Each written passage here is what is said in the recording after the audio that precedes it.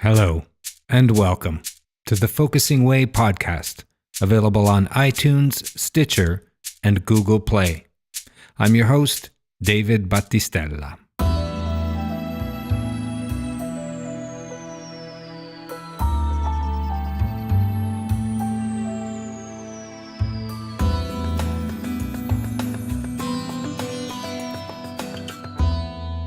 Today on the Focusing Way podcast, we talk about the power of active listening in the focusing partnership. The importance of focusing partnership reads like a list of cliches, but they are all absolutely essential and valid. The partnership is based on trust, understanding, knowledge, respect, and commitment. These are the same foundations that guide the client relationship as well. One could easily include these things inside the general umbrella of focusing values. These are, of course, the qualities we want to bring to focusing partnership. The focusing partnership is a subtle and non-judgmental commitment. The commitment is not only to be other-focused, but also a sort of commitment one makes to oneself. A commitment to look inside, to be present, to listen, and to hold space for things within you or for your focusing partner. Obviously, there's a commitment to set and respect times and to be a participant in the sessions. In focusing in general, much is made of the role of the focuser and how essential it is to honor and respect the focusing space and to in some way assist, even in absolute silence, the focusing process. These are all correct and essential tools one brings to the focusing process, but it is the role of the listener that can deepen and empower the process further. Listening, or a process I call active listening, to be a bit more precise, is a crucial skill to try to refine and hone. When combined with reflecting words back to the focuser, it makes for a powerful process. Developing tremendous focusing skill involves developing the skill I call active listening. I would describe this also as active focusing. Self in presence, while in the role of the listener, is an essential component, but active listening will make anyone's process a richer and deeper experience. What do I mean? Well, the better we become at listening, and active listening, along with holding space while we are engaged in the focusing process as the listener, the better a focuser we can become. This is accomplished through applying the very principles of our active listening skills during our own focusing process.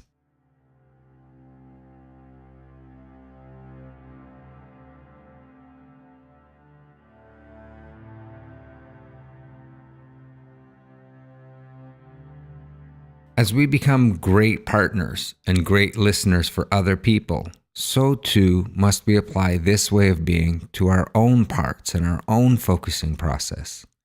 In our self-in-presence process, we become greater listeners to our own internal stirrings. To some people, this may come very naturally, but some might also be missing fantastic opportunities for growth by refining their listening skills while actively engaging in the role of the listener. In focusing partnership, we take turns to be the focuser, but this also means we take turns being the listener. This can sometimes be overlooked, and people can look at their time as the listener as a chance to relax a bit and sit back and support the focuser in their process in the way the focuser has decided. But what can one do to enhance their own focusing skills during a listening process? Well, there are things the listener can do to become better listeners and better focusers.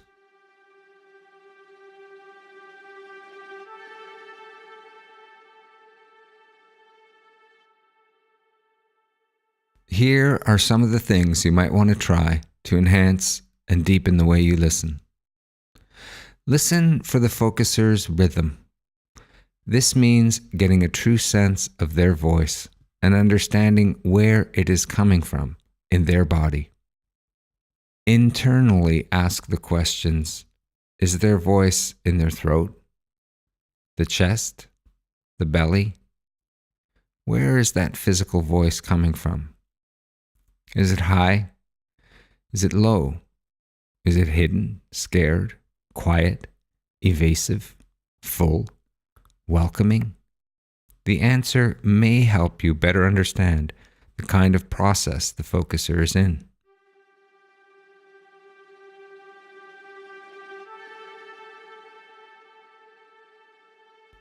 Listen for breaths. Is the focuser breathing at a regulated pace? Are they holding their breath? Does their breath seem deep or shallow? Can you hear, feel, or listen for shifts in the focuser's process through the breath or in their breathing?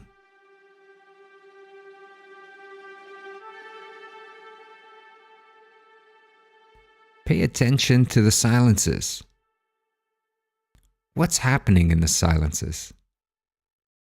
It is important to distinguish between active silence and drifting silence. Active silence is when you can sense there might be something more, and so you might hold off a reflection for an extra second or two for that thing to materialize. Drifting silence might be when you sense a drifting away quality to their connection, and your next reflection can be used to gently bring the focuser back to their process or a place where they were prior to the drift or drifting away.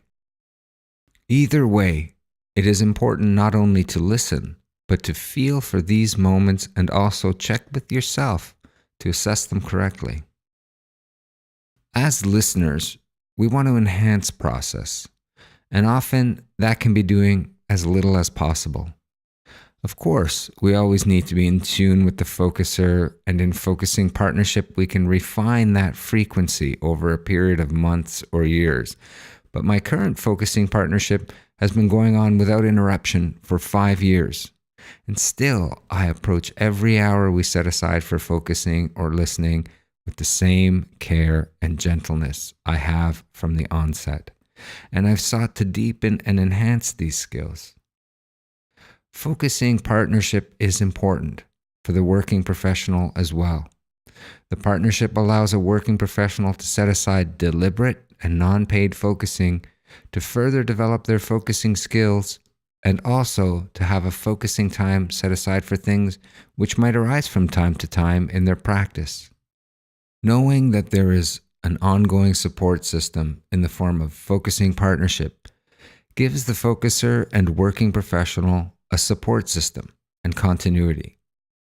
The partnership, and particularly the role of the listener, is rich, precious space which should be honored and maintained using the focusing values I described earlier.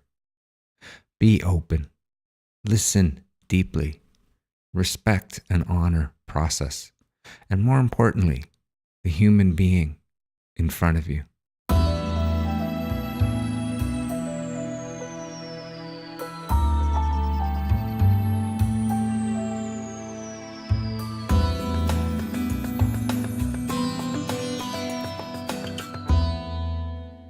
You've been listening to the Focusing Way podcast. Please subscribe on iTunes, Stitcher, or Google Play, and check out our website at thefocusingway.com.